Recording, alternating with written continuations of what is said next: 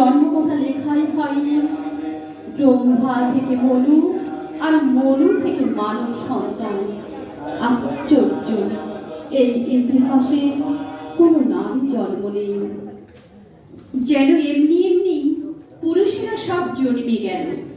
মা নেই, মাতৃগর্ভের কোনো গল্প নেই।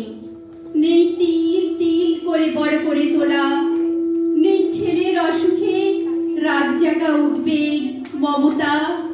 যেন মা বলে কারোর উপস্থিতি ছাড়াই ব্রহ্মার পেট থেকে মনু জন্মালেন।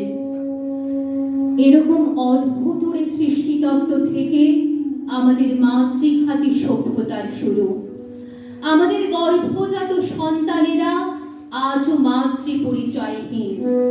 আমাদের চির দুঃখী বছর বিয়নী মা, স্নেহ মা, ঘুটে কুড়ুনি মা, আর অভাগা বাজা মা, নিহত ফুলের মা ও হাসি খুশি ভিটামিন মা।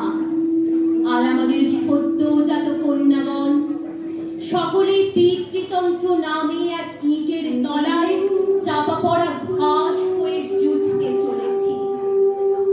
আর তুমি বললে আমায় পড়তে হবে নিত্যবাদের ঘর কাঠামো, রামদা দিয়ে মুড়তে হবে। যৌবন পড়ে আর মন পুড়ে যায়, প্রজাপতির পাখায় পাখায় রামধনুদের রং